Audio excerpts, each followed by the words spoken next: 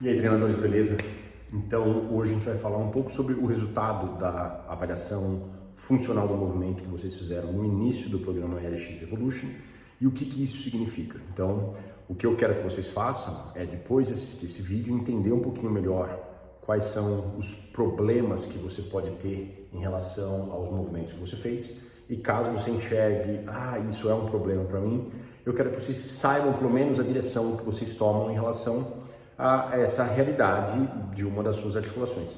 O objetivo aqui é entender que fazer uma avaliação do movimento dessa, ela não vai predizer se você vai ter uma lesão ou não. Mas o que ela faz é mostrar para você que talvez você não consiga colocar a sua articulação numa posição centralizada para que seja inteligente colocar sobrecarga nela. Tá? Então, não dá para falar que ter esses movimentos menos, vamos dizer, ideais do que o normal, considerado normal, né? Uma amplitude média, não é o excesso, mas é uma amplitude confortável, que aquilo vai causar uma lesão. Porém, se você colocar peso numa articulação que está mal estabilizada e tem uma mobilidade ruim, isso pode causar compensações, e compensações vão tirar a articulação do lugar certo.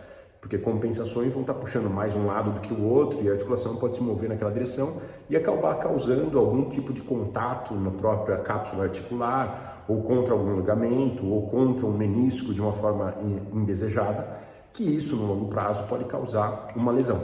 Então a ideia é vocês... Nossa, aqui acendeu demais a luz. A ideia é vocês entenderem que enxergou algum tipo de movimento menos ideal, tem coisa para fazer, tem coisa para você fazer antes de você colocar o peso. Então dá para você tentar melhorar uma mobilidade, dá para você melhorar uma estabilidade.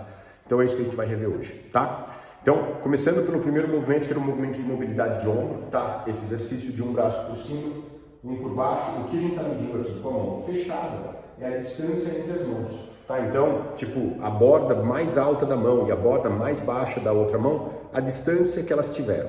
Se essa distância for maior do que o tamanho da sua própria mão, você está médio.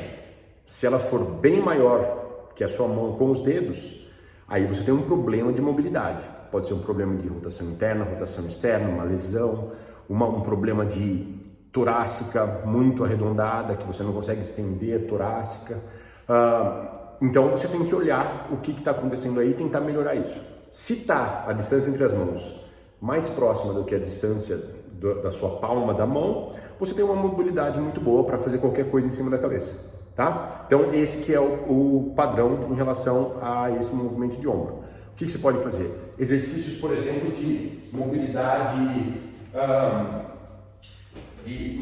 torácica, né? Esse tipo de exercício, segurando o bastão aqui. Quanto mais você afasta o bastão com as mãos e você tenta estender a sua torácica, fazer alongamentos de grande dorsal, fazer alongamentos com rotação de grande dorsal, qualquer coisa nessa posição, ela vai te ajudar a fazer a extensão torácica. Vou só repetir o que eu falei lá, porque eu estou sem microfone, acabou a bateria no microfone. Então é tentar extensão torácica, fazer exercícios de extensão torácica. Fazer exercícios de rotação, a gente chama de egípcio, esse aqui, ó. Você está torcendo os dois braços, você pode envolver rotação interna do quadril também. Isso está fazendo uma torção na sua região torácica. Isso também ajuda a você melhorar a mobilidade torácica.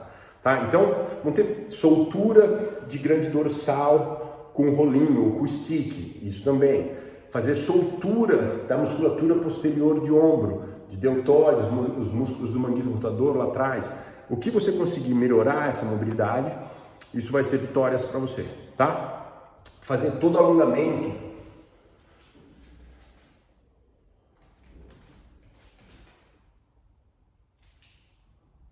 de grande dorsal, os alongamentos para cima, para o lado, rodando, tá? Tudo isso vai melhorar a mobilidade.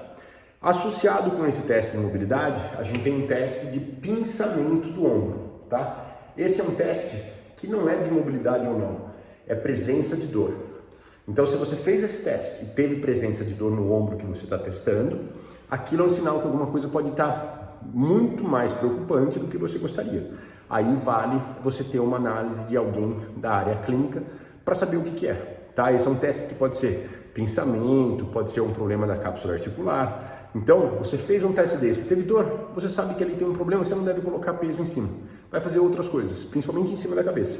Talvez você consiga fazer empurrar e puxar na horizontal, mas em cima da cabeça não é tão indicado, beleza? 2 exercícios agora que a gente faz em pé, tá? Então, o primeiro é o passo sobre a barreira. Quando a gente faz o teste completo, a gente está segurando um bastãozinho aqui, passo sobre a barreira, passo sobre a barreira, tá? Basicamente, esse teste está medindo, ou pelo menos está considerando, está analisando a sua capacidade de ficar numa perna só, enquanto você estabiliza o tronco. Ah, mas por que isso é tão importante? A gente não treina numa perna só. A questão é que se você é corredor e cada passo que você dá, você está numa perna só. Então, se você, quando está parado, não tem habilidade de estabilizar, enquanto você está correndo, aquilo pode ser um problema grande para você, que dá muito passo quando você está fazendo uma meia maratona, 5 km, 10 km. Então, você ter a capacidade de manter estabilização no corpo inteiro, quando você está numa perna só, é relacionado ao padrão locomotor. O outro relacionado ao padrão locomotor, mas daí na hora da aterrissagem, é esse aqui. Bastão nas costas seria, a gente não manteve o bastão nas costas, a gente só fez aqui. Aqui a gente está medindo também o contexto do padrão locomotor, porém na aterrissagem, quando os 2 pés estão no chão. Os 2 são relacionados à corrida. Então, se você quando está numa perna só, que é a fase de voo de uma das pernas, ou quando você está lá embaixo, que é a fase de aterrissagem das 2 pernas, tem alguma disfunção, que é não manter o equilíbrio, não conseguir fazer isso direitinho, é um trabalho para você fazer. Trabalhar equilíbrio, trabalhar a linearidade, ver se você precisa fazer um contexto melhor de exercícios no plano frontal, esse aqui, né, a coisa da lateralidade, porque você precisa dos músculos dos lados para manter a sua estabilidade, beleza? Daí o agachamento com a mão para cima. O agachamento com a mão para cima, ele é um dos mais completos. E o que acontece com esse é que não dá com ele sozinho para você identificar de onde o problema está vindo. Ele pode ser do ombro, pode ser da torácica, pode ser da lombar, pode ser do quadril, pode ser do joelho, pode ser do tornozelo. Tá? Então, ele serve como um indicador que alguma coisa na cadeia cinética inteira pode estar errado. Tá? Então, seria aquele exercício que as pernas um pouquinho mais afastadas que a linha do quadril, mão para cima, você vai agachar e se a mão passar para frente da linha dos seus pés, significa que você não teria uma nota 3, que é a nota mais alta. Você teria uma nota 2. E se você não consegue fazer, você tem a nota 1 e aí tá ruim pra caramba. Você tem que melhorar aquele padrão de várias maneiras. Eu tenho cirurgia no joelho, eu tenho cirurgia no tornozelo e eu tenho a cápsula articular do meu quadril toda ferrada. Eu já tô no osso. Então o meu agachamento é muito ruim mesmo. E agachar para mim é ruim pro meu joelho e pro meu quadril, na situação que eu tô agora. Então vocês viram que o meu agachamento não é legal. Normal não, né? Eu queria que não fosse assim, mas é assim, então eu tenho que lidar com isso, eu tenho que saber me proteger. Mas coisas que você faz com o agachamento, para melhorar o seu agachamento, é melhorar a região torácica, melhorar a mobilidade do tornozelo, melhorar a estabilidade do joelho, melhorar a movimentação do quadril, porque esse não é o agachamento do exercício. Esse você pode fazer a retroversão de pelvis, você pode arredondar a coluna, porque ele é um teste, ele é só movimento, não é o agachamento exercício, é o agachamento movimento. Então ele não precisa estar com a perfeição do agachamento quando você está com peso. Mas quanto melhor você consegue ter essas linhas associadas e conseguir agachar com a mão em cima da cabeça, significa que você tem menos risco quando você coloca peso no agachamento. Beleza? Um dos exercícios que eu gosto bastante em relação ao agachamento é a ideia de você, por exemplo, criar uma tensão na descida. Então, peguei um elastiquinho, coloquei uma barra. Eu precisaria estar a barra mais alta ainda para fazer mais sentido. Essa barra ainda baixinha aqui por causa das alunas. Mas se eu tivesse com a barra bem alta, então esse elastiquinho está na barra, está me puxando lá em cima. E eu crio tensão aqui e tento criar tensão na descida e aprender a criar força para descer, a força da flexão do quadril para descer, aquilo me dá bastante força de extensão, tá? Então, entender a ação de flexão de quadril para fazer agachamento, esse agachamento é muito bom. Uma variação que você pode fazer uma assim, ó. posso fazer para vocês que estão aí? Fazer isso aqui, ó. Colocar o elástico sobre a linha dos pés. Isso aqui vai forçar a minha dorsiflexão. Pus a mão para cima.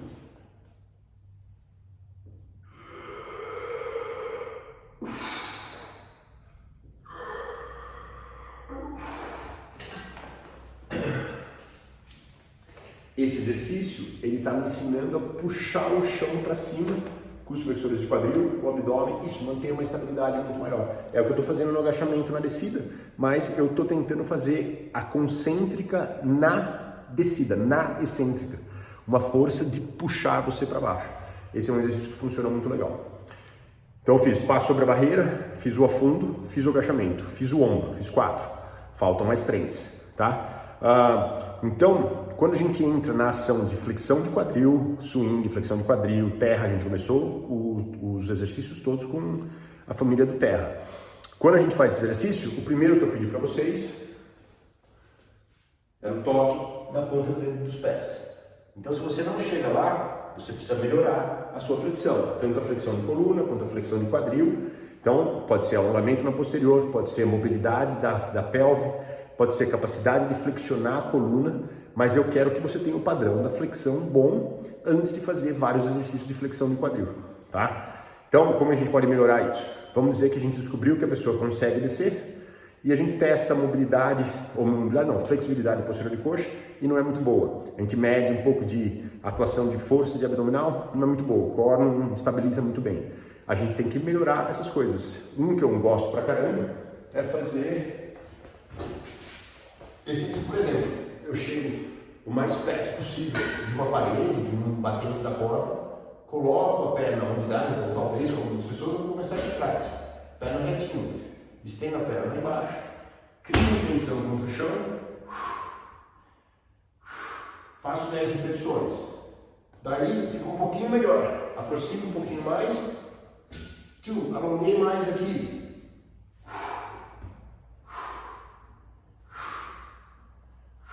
Beleza, faz os dois lados, fica mais perto, tenta tirar a perna ali, fazer mais força. Beleza, melhorei a mobilidade.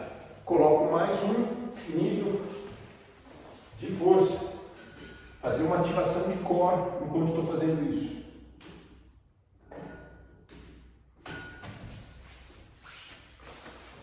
Vem de cima agora.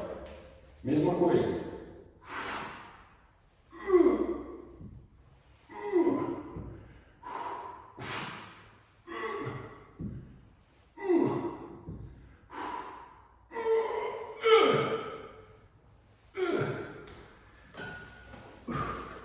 Então, estou dando estabilidade de core, força de grande dorsal, força de extensão da coluna, enquanto eu estou fazendo o trabalho de flexão de quadril com intenção. Eu falei muito de intenção nas últimas aulas.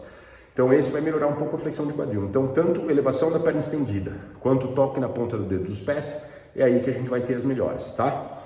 Daí, os de barriga para baixo. A flexão, deixa eu ver se aqui melhor, fazer a flexão. Então, mesmo que eu se me coloque nessa posição aqui, algumas pessoas fizeram aqui o teste, abertão. Eu quero que seja na linha dos ombros, os homens é na linha da testa. E daí trava tudo. E as mulheres na linha do queixo e do ombro. Se sair assim, esse é mais ou menos. Então a gente tem que ter uma estratégia para melhorar a tesoura fechada, tá? Esse teste do empurrar na vertical, estabilidade de core com flexão de braço, eu ainda adiciono o teste de extensão da coluna, teste de extensão da coluna. Esse é um teste de dor também, para ver se você tem dor no ombro, no cotovelo ou na lombar, quando você permite que haja a extensão. Outro indicativo que talvez você não queira fazer exercícios de extensão porque você está, sensível àquele movimento, tá? E tem um teste de flexão da coluna associado com o de engatinhar, tá? A estabilidade rotacional, que a ideia aqui é conseguir tirar, toquei, mesma coisa, toquei, e esse aqui. Então, a instabilidade rotacional é padrão locomotor, padrão cruzado, com a base não super aberta. Então, o máximo que eu queria é que os dois dedões estivessem com 6 centímetros de distância entre eles, então quase na linha dos ombros. E daí, ao tirar e fazer a flexão da coluna para tocar o cotovelo no meu joelho, eu consigo manter estabilidade durante a flexão, tá? Porque a corrida está muito relacionada com isso. Não que você está entrando em flexão, mas é uma analogia do padrão locomotor e manter a estabilidade enquanto você entra naquelas posições. O soco, o chute, é tudo padrão locomotor, né? É tudo padrão cruzado. Então, ter estabilidade durante os exercícios é fundamental. E o último movimento que eu fiz, de sentar a pose do Child's Pose, né? A pose da criança, do yoga, ele é um teste de dor para flexão de ombro, flexão de coluna, flexão de quadril, flexão de joelho, flexão de tornozelo. Flexão plantar de tornozelo. Então, se tiver alguma dor na presença desses movimentos, também é um indicativo que aquilo pode ter um problema, tá? Basicamente, passamos todos os movimentos, para vocês terem uma ideia como que eu quero que vocês voltem para os seus próprios testes, olhem o que vocês fizeram e vê se você enxerga alguma dessas coisas que eu apontei. E se você tiver dúvida, coloca no vídeo, você pode colocar embaixo do vídeo de hoje que subiu já, e coloca as dúvidas ali, que a gente vai esclarecendo conforme a gente vai treinando, tá? É um adendo isso aqui em relação aos exercícios, mas é importante que vocês entendam como que a gente usa isso num contexto digital, como que você pode usar a avaliação dos movimentos para te dar uma narrativa em relação ao corpo dessa sua pessoa, porque se alguma desses testes veio muito ruim, você sabe, eu não deveria estar fazendo esse tipo de movimento com carga para essa pessoa, e você aumenta a sua chance do seu nível de segurança com aquele cliente, beleza? Espero que vocês gostem. Qualquer dúvida, coloque as perguntas embaixo dos outros vídeos ou embaixo desse aqui e a gente vai tirando conforme a gente está andando no programa, beleza? Valeu, galera!